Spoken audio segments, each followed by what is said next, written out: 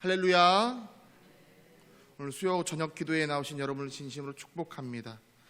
이 시간 하나님의 은혜를 통하여 이 말씀을 누리는 우리 모두가 되기를 간절히 소망합니다.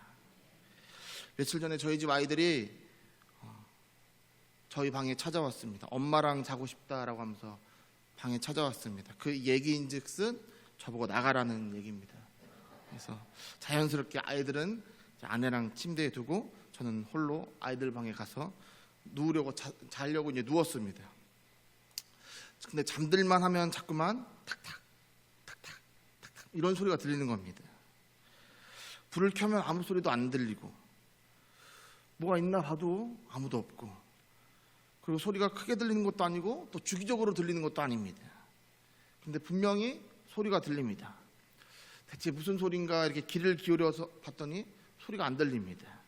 다시 불을 끄고 잠을 청하면 조금 지나면 또 탁탁 탁탁 이런 소리가 들립니다. 그러다가 이제 소리의 근원지를 찾았습니다. 며칠 전 저희 첫째 필리비가 친구에게 수컷 장수풍뎅이 2마리를 선물로 이렇게 받았는데요. 그래서 근데 이제 저희가 이제 몇 마리를 줄지 몰라서 장수풍뎅이 집을 플라스틱 통을 하나를 이렇게 준비했는데 2마리를 주신 겁니다. 그래가지고 이제 2마리를 주셨는데 하필 둘 다 이제 수컷입니다. 그래서 주시면서 이러시더라고요. 둘이 아마 싸울 수 있어요. 이렇게 했는데 그 2마리가 불만 꺼지면 둘이서 싸우느라고 탁탁 탁탁 이런 소리가 난 겁니다. 이게 새로운 집이 올 때까지 계속 이 둘의 이 싸움이 계속 이어지는 겁니다. 별것도 아닌 것 같은 이 소리로 인해서 제가 새벽에 잠을 몇 번이나 깼는지 모릅니다. 자다 보면 갑자기 들려오는 탁탁탁 이 소리에 잠을 깼습니다. 막 짜증도 나고. 근데 문득 이런 생각이 들었습니다. 교회 안에 이런 작은 불협화음이 얼마나 큰 악영향을 끼칠 수 있는가. 예수님은 형제에게 화내고 욕하는 것에 대해서 이렇게 말씀하셨습니다. 우리 마태복음 5장 21절에서 24절 말씀을 함께 읽겠습니다. 옛사람에게 말한 바 살인하지 말라. 누구든지 살인하면 심판을 받게 되리라 하였다는 것을 너희가 들었으나 나는 너희에게 이르노니 형제에게 노하는 자마다 심판을 받게 되고 형제를 대하여 나가라 하는 자는 공회에 잡혀가게 되고 미련한 놈이라 하는 자는 지옥불에 들어가게 되리라.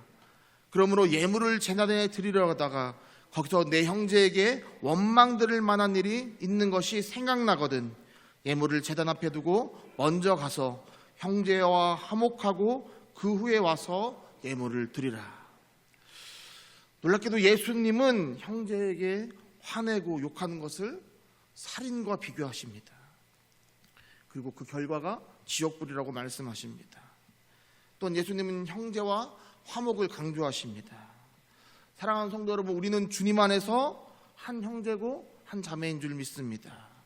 바라옵기는 금암제일교회 모든 성도님들이 서로 양보하고 감싸주고 위로하고 서로 중보하며 기도하는 사랑의 공동체가 되기를 간절히 소망합니다. 라디오에서 이런 사연을 들었습니다. 두 남녀가 결혼을 하게 되었습니다.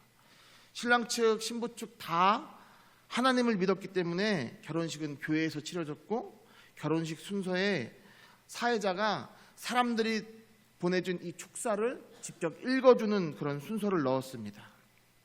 좋은 글귀를 보내주신 분도 계시고 성경 구절을 작은 쪽지에 적어서 주신 분도 계셨습니다. 근데 두 남녀를 잘 알고 있는 한 분이 성경 구절을 하나 넣었습니다. 요한일서 4장 18절 이란 이 적힌 쪽지를 넣었는데 그게 사회자가 뽑았는데 딱 뽑힌 겁니다. 요한일서 4장 18절은 사랑 안에 두려움이 없고 온전한 사랑이 두려움을 내쫓나니 두려움에는 형벌이 있음이라. 두려워하는 자는 사랑 안에서 온전히 이루지 못하였느니라. 이런 말씀입니다. 그런데 사회자가 요한일서 4장 18절을 실수로 요한복음 4장 18절을 읽고 말았습니다. 너에게 남편 5이 있었고 지금 있는 자도 내 남편이 아니니 내 말이 참되도다. 여러분, 글자 하나 잘못 봐서 잘못 읽었다가 그럼 얼마나 큰 실수를 하게 되었습니까? 근데 복음이 그렇습니다. 잘못된 복음을 수용하면 복음이 더 이상 복음이 아닌 것이 되어버리는 것입니다. 사도 바울은 그것이 얼마나 잘못되고 위험한지 너무나 잘 알고 있었습니다. 그래서 그는 초대교회 대사도이자 또 수장이라 할 수 있는 이 베드로의 실수를 언급하면서까지 우리가 언제든 넘어질 수 있음을 다시 한번 상기시켜 줍니다.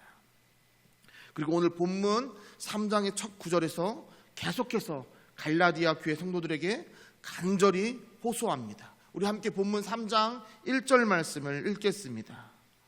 어리석도다 갈라디아 사람들아, 십자가에 못 박히신 것이 너희 눈앞에 밝히 보이거늘 누가 너희를 꾀더냐. 갈라디아 교인들은 예수님을 믿기 이전에는 예수 그리스도를 알지 못하는 이교도인이었습니다. 그러나 그들에게 강력한 메시지가 임합니다. 바로 1절에 예수 그리스도께서 십자가에 못 박히신이란 이 메시지였습니다. 사랑하는 성도 여러분, 예수 그리스도께서 십자가에 못 박히신 이 메시지의 핵심이 무엇일까요? 앞으로 우리가 어떻게 살아야 된다라는 이것이 바로 메시지의 핵심일까요? 아니면 예수님이 십자가에서 행한 그 일이 바로 나를 위한 일, 우리를 위한 일이라는 것이 바로 메시지의 핵심일까요? 바로 후자입니다.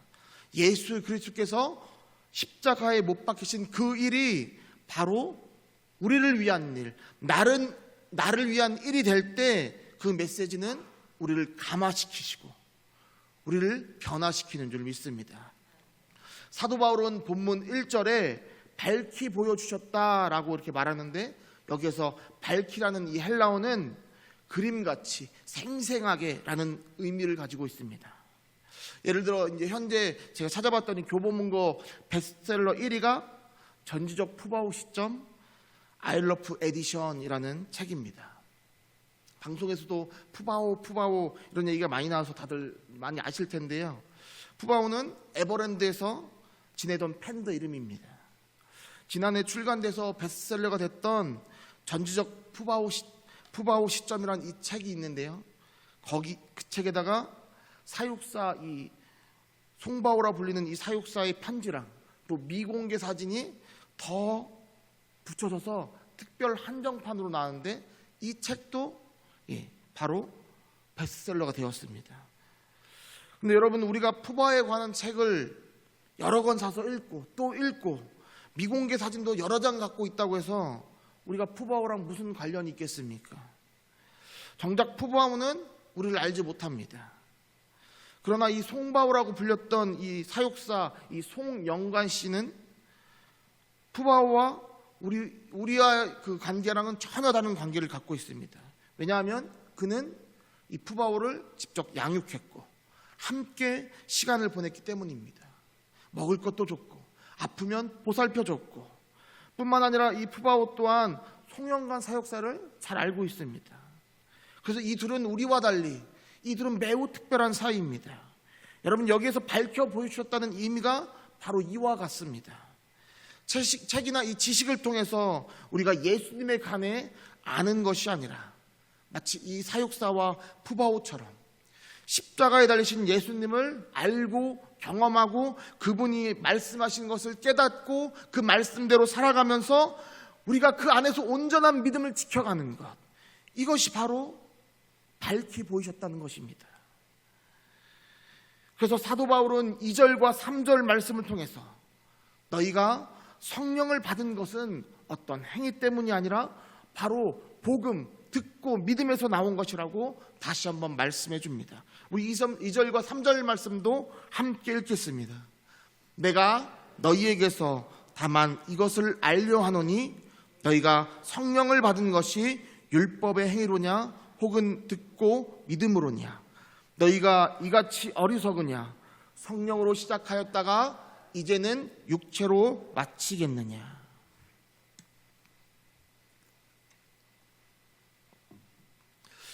팀 켈러 목사님이 계십니다. 이 팀 켈러 목사님이 심우하는 미국의 리디머 교회가 있는데요. 대형 교회입니다. 매우 큰 교회인데, 그러니까 그 안에 여러 목사님들이 계신데 그 중에 행정 목사님이신 딕 카우프먼 목사님이 이 말씀을 이렇게 이야기했습니다. 그리스도인들은 생각하기를 구원은 복음으로 받지만 믿음이 성장하려면 성경 원리들을 삶 전반에 적용해야 된다고 여긴다. 하지만 사실 우리는 복음으로 구원받을 뿐만 아니라 복음을 통하여 삶 전반에 적용시켜서 믿음을 성장해 가야 한다라고 말합니다. 여러분, 이 말씀이 무슨 의미냐면, 더 쉽게 풀어보면 처음 복음을 받아들이는 것은 똑같습니다.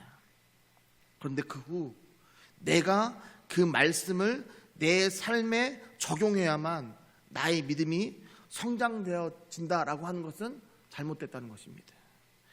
사도 바울은 예수님을 영접한 뒤에 그 복음을 지속적으로 우리는 받아들이는 것만 하고, 내가 아닌 바로 성령님이 주체가 되어서 우리 가운데 능력을 행하시고 그로 말미암아 우리 또한 성장되어진다라고 분명히 말합니다.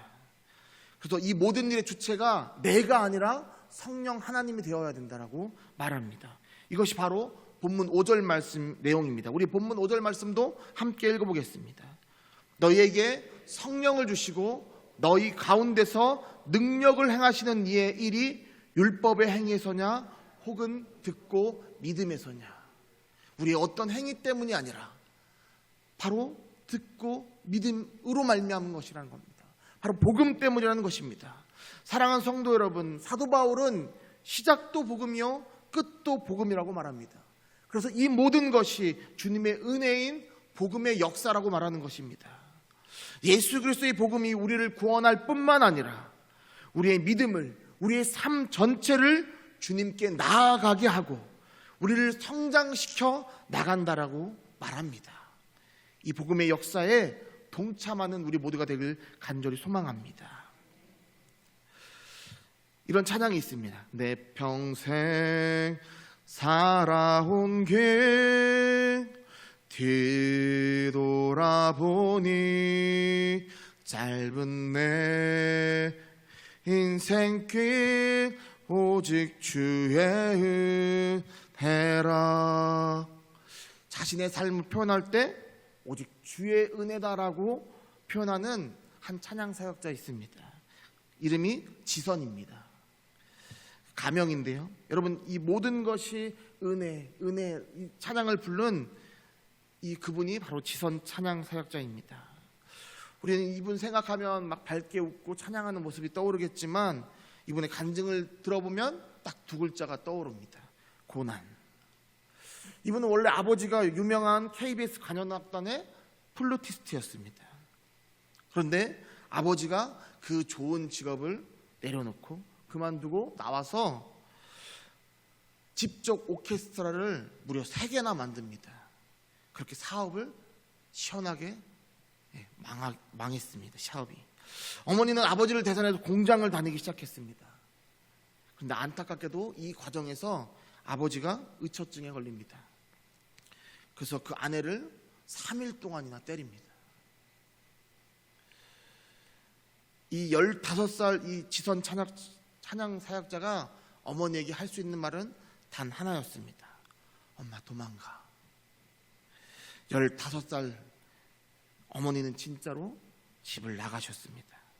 그리고 아버지는 더 이상 나는 자녀를 돌볼 수 없다라는 말과 함께 그래도 자신의 친척 중에 가장 부자인 큰 아버지 집으로 자녀들을 내려보냅니다. 큰 집에서 사랑받으면서 자라면 좋았겠지만 큰 집에서도 갖은 학대를 받으면서 자라다가 영양실조에 걸리고 이질과 장티푸스 등 온갖 질병에 시달립니다. 이런 상황에서 이 바랄 수 있는 꿈, 간절한 꿈은 빨리 독립해서 안정된 삶을 살았으면 좋겠다였습니다. 근데 어느 날 자신의 이런 진정한 꿈도 없던 이 아이에게 학교 음악 선생님이 자신의 친구인 교회 사모님을 소개시켜 주었습니다. 그리고 그 사모님으로부터 성악 레슨을 무료로 받게 됩니다. 근데 여기서 놀라운 것은 이 사모님이 평소 하던 말이 무엇이었냐면, 내가 어렸을 때 하나님께 받은 말씀이 있는데 그 말씀이 뭐냐면, 때가 되면 한 아이를 보낼 테니 무료로 레슨을 해줘라 라는 것이었답니다. 이 사모님이 어릴 때 하나님이 그 한 명을 위해서 말씀해 주셨다는 것입니다. 그러나 아직 하나님을 모르는 때여서 하나님이 미리 예비하시고 하나님의 사랑을 드러내 주셨지만 이 지선 사역자는 아직 나의 하나님이 되지 않았습니다. 그 성악을 배워서 대학을 진학하게 되고 거기에서 만난 교수님을 통해서 유학 가는 길도 열려지게 됩니다. 그렇게 그 과정 속에서 내 인생을 이끌어 가시는 하나님을 만나게 되고 그때서야 비로소 하나님을 영접하게 됩니다. 나의 하나님으로 받아들이게 된 겁니다. 그 유학을 준비하면서 뜨겁게 기도하고 싶은 마음이 들어서 7일간 작정을 하고 새벽 기도에 나갑니다. 그런데 그 7일이 21일이 되고 40일이 되고 유학을 포기하고 360일 기도하면서 주님께 기도하는 자리로 들어갑니다. 이 대전 시립 합창단에 극적으로 합격해서 이제 별정직 공무원으로 생활하게 됩니다. 그리고 사랑하는 남자도 만나서 연애 3개월 만에 결혼도 하고 또 하나님이 자녀도 2명이나 주셔서 아이를 키우면서 순탄하게 살아갑니다. 안정된 삶을 살고 싶다라는 그 꿈이 이루어졌습니다. 그렇게 살다가 15살에 헤어졌던 엄마와 연락을 하게 되고 하루는 이 어머니와 진솔한 이야기를 나누고 싶어서 어머니를 초대합니다. 어머니가 오셔서 집을 함께 정리해 주겠다고 하셔서 어머니는 청소를 하시는 동안에 이 사역자는 이제 그때는 사역자가 아니었지만 자신의 2 아이를 목욕시킵니다. 첫째를 얼른 목욕시킨 다음에 방에 들여보내고 둘째를 얼른 목욕시키고 둘이 얼른 닦이려고 했는데 둘째를 씻는 그 과정에 어머니가 비명을 지르는 겁니다. 그래서 놀라서 뛰쳐나갔습니다. 이 지선 사역자 눈에 들어온 것은 첫째 아이가 젓가락 2개를 들고 쓰러져 있는 것입니다. 전기 코드에 젓가락 2개를 꽂은 겁니다. 새카맣게 타있는 첫째 아이가 발견되어졌습니다. 심장이 뛰지 않습니다. 다행히 시간이 지나서 봤더니 작은 미세한 심장의 움직임이 있었습니다. 그렇게 아이가 눈을 떴지만 이미 10손가락의 신경과 관절이 다 끊어진 상태였습니다. 의사는 아이가 살아난 것만으로도 기적이라고 말합니다. 하지만 이 지선 찬양 사역자의 입에서는 하나님 나한테 왜 이러세요? 라는 이 기도 외에는 다른 기도가 나오지 않았다고 합니다. 그런데 놀라운 것은 바로 이 고난이 시작되면서 병원에서 이 아이와 함께 지내는 이 시간 동안에 하나님이 이 찬양사역자를 만지고 또 만져주었다는 것입니다. 하나님 외에는 의지할 것이 없고 하나님만 온전히 의지할 수밖에 없는 이런 상황 속에서 이분은 하나님의 일하심을 경험하게 됩니다. 아이가 나이가 5살이었습니다. 이틀에 한 번씩 전신마취를 하고 다른 하루는 금식을 해가며 수술을 계속합니다. 얼마나 아플까? 수술이 끝나고 나면 통증 때문에 아이가 신음소리가 밤새도록 이어집니다. 그런데 하루는 아이가 이렇게 말합니다. 엄마, 나 수술실에 혼자 안 들어갔어요. 내 옆에 천사 4명이랑 예수님이 함께 있었어요. 그때 찬양사역자는 내가 힘들고 어려울 때 함께 하셨던 그 하나님이 나의 아이와도 함께 하심을 깨닫게 되고 하나님이 나와 함께 하신다는 그 임마누엘의 하나님을 받아들이게 됩니다. 그 병원에서 자신의 전공인 성악을 통해서 환자들을 향해 찬양을 하기 시작합니다. 성령이 오셨네, 성령이 오셨네, 내 주에 보내신 성령이 오셨네. 우리 인생 가운데 친히 찾아오셔서 그 나라 꿈꾸게 하시네. 아마 이거보다 훨씬 잘 불렀을 겁니다. 그런데 이때 거기에서 비록 몸은 누웠지만 환자들의 영혼이 일어나는 것을 보게 됩니다. 그래서 그는 안정적인 공무원을 내려놓고 찬양 사역자의 길을 걷게 됩니다. 사랑하는 성도 여러분, 하나님은 결핍을 은혜로 채우시는 분이십니다. 그래서 지선 찬양 사역자도 모든 것이 은혜, 한없는 은혜, 내 삶에 당연한 건 하나도 없었던 것을 모든 것이 그 은혜였다라고 자기 고백적인 찬양을 할 수 있었던 줄 믿습니다.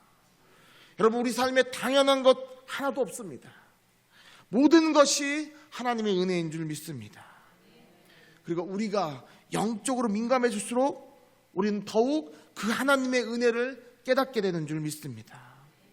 바로 이 찬양의 가사처럼 우리 또한 이 모든 것이 하나님의 은혜라는 고백을 하는 저와 여러분 되기를 주님의 이름으로 간절히 축원합니다.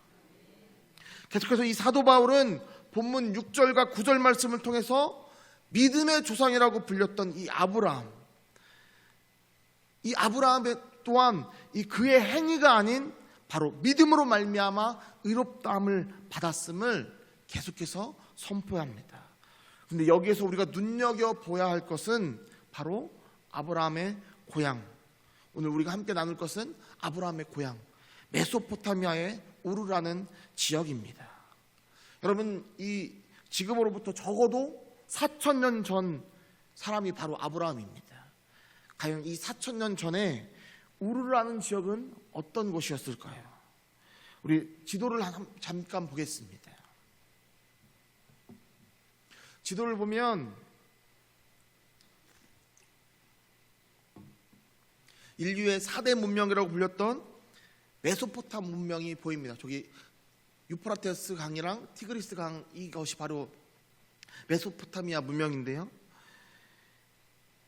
이 근원이 수메르 문명입니다. 수메르는 바로 이 메소포타미아 남부 지역, 이 바로 이 수메르 지역이고, 그로 인해서 이 고향 우르도 수메르 문명이 포함됩니다. 영국 런던에 보면 대형 박물관이 있는데 거기에 보면 우르에 관한 자료가 딱 모여져 있습니다. 우리가 생각하는 우르는 마치 물물교환이나 하고 그런 옛날 성읍과 같은 모습으로 느낄 수 있겠지만, 여기 있는 자료를 보면 우리가 생각하는 이 우르의 모습은 전혀 다른 도시의 모습입니다. 우리 첫 번째 사진 모습을 보겠습니다. 첫 번째 사진 모습을 보면 여기 보면 우르남무 법전이고 그 작은 것이 함무라비 법전입니다. 함무라비 법전은 원래 지금까지 가장 기원전 가장 오래된 법전이라고 우리가 알고 있었는데 3,900년 전 법전입니다. 그런데 새로 고고학자가 발견해낸 이 우르남무 법전은 기원전 4,000년 또는 4,100년 전 이 유물이라는 것입니다. 이 우르남무라는 이 왕이 만든 법전인데요. 우르남무는 앞에 말 그대로 우르라고 들어가죠. 이 우르 지역의 왕이었습니다. 그리고 아마도 아브라함 시대에 우르 지역을 관리하는 이 왕이라고 이렇게 말하고 있습니다. 근데 이 법전이 발견됐다는 것은 이 우르라는 도시가 법 체계가 잡혀 있는, 즉 사회적 안전 시스템이 구축되어 있는 도시였다라는 것입니다.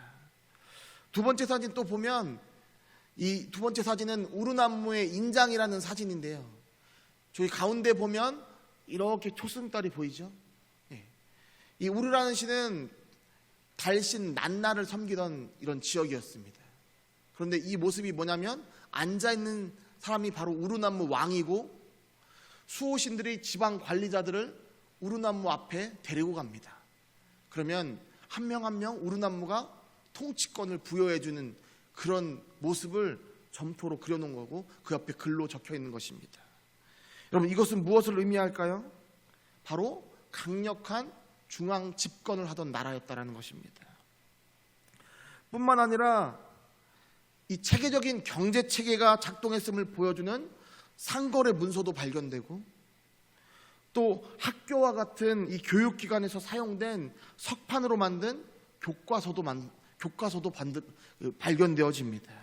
거기에 기하학, 천문학 등 여러 다른 이런 학문 것들이 발견되어지고 장신구와 또 윷놀이와 같은 놀이기구까지도 다 발견되어졌습니다. 우리는 이런 고고학적 유물을 통해서 우르라는 곳이 다른 지역에 비해서 얼마나 문명이 높았고 또 거기에 살던 사람들은 얼마나 화려한 문물을 누리고 살았는지를 알 수 있습니다. 즉 다시 말해 아브라함이 살던 이 우르는 당시 세계에서 가장 안전한 곳이고 가장 기술이 발달되어 있는 곳이며 경제적으로도 풍요로웠고 심지어 자녀 교육을 하기에도 가장 완벽한 도시였다는 것입니다. 그런데 하나님은 그런 곳에 살고 있던 아브라함을 불러내십니다. 그리고 아브라함이 도착한 곳은 황량한 사막과 같은 가나안 땅이었습니다. 대체 이런 풍요로움 속에 살던 이 아브라함은 무엇 때문에 하나님을 믿고 믿음의 발걸음을 내딛었을까요? 확실한 것은 태양을 본 사람은 촛불에 연연하지 않는다는 것입니다. 아브라함은 하나님이 보여주신 무언가를 보았습니다. 그래서 그는 믿음의 발자국을 뗄 수 있었던 것입니다. 사랑하는 성도 여러분, 바로 이 아브라함의 믿음이 하나님에게 의로 여겨진 것입니다. 우리 6절 말씀을 함께 읽겠습니다. 아브라함이 하나님을 믿음에 그것을 그에게 의로 정하셨다 함과 같으니라. 아멘. 이 말씀만 보면 마치 아브라함이 무언가를 한 것 같습니다. 하지만 아브라함이 한 것은 아무것도 없습니다. 하나님께 영광 돌린 것도 없었고 나라를 세운 인물도 아닙니다. 아브라함이 한 것은 아무것도 한 것도 없지만 그는 매일 낯선 땅에서 살아가면서 혹여나 죽을까봐 두려움에 떨며 살아갔지만, 그래서 히브리서 11장 8절에 보면 이렇게 기록합니다. 믿음으로 아브라함은 부르심을 받았을 때 순종하여 장래 유업으로 받을 땅에 나아갈새 갈 바를 알지 못하고 나아갔으며, 아브라함이 한 것은 갈 바를 알지 못하지만 믿음의 발자국을 뗀 겁니다. 여기서 중요한 것은 바로 아브라함이 지금 내가 누구와 살아가고 있느냐, 누구와 함께 이 길을 걷고 있느냐를 항상 염두에 두었다는 것입니다. 이것이 바로 아브라함이 가지고 있던 믿음이었습니다. 날마다 나에게 역사하시는 분, 나와 지금 함께 하시는 분이 누구신지를 항상 깨달았던 것이 바로 아브라함의 믿음이었습니다. 이런 아브라함에게 하나님은 땅의 모든 족속이 너로 말미암아 복을 받을 것이라고 그런 엄청난 복을 허락하셨습니다. 바로 이 말씀 때문에 오늘 우리가 함께 읽었던 본문의 7절 말씀이 성립이 되는 것입니다. 우리 7절 말씀도 함께 읽겠습니다. 그런즉 믿음으로 말미암은 자들은 아브라함의 자손인 줄 알지어다. 아멘. 여러분, 아브라함의 받은 복은 대단한 겁니다. 아브라함이 누린 복은 엄청난 겁니다. 그러나 이 복은 행위 이전에 받은 복입니다. 아브라함이 어떤 율법 행위를 해서 받은 복이 아니라 아브라함이 아무것도 하지 않을 그때에 이미 하나님이 주어주신 축복입니다.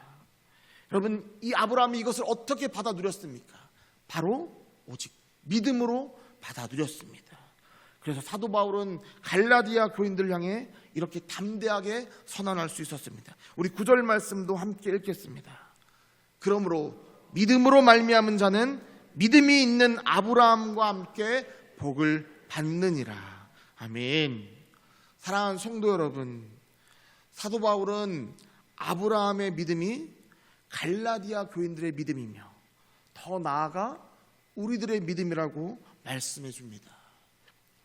그리고 놀랍게도 믿음뿐만 아니라 그 믿음으로 주어지는 약속과 축복 또한 바로 믿는 자에게 주어지는 상급이라고 우리에게 말합니다. 바라옵기는 오늘 이 저녁 아브라함의 믿음이 바로 나의 믿음임을 깨달으시고 그로 인해 주어지는 약속과 축복을 마음껏 누리며 살아가는 저와 여러분이 되기를 주님의 이름으로 간절히 축원합니다. 우리가 믿음으로 아브라함의 믿음이 내 믿음을 믿고 나아갈 때 하나님은 우리에게 더 큰 풍성한 복으로 함께 주실 줄 믿습니다.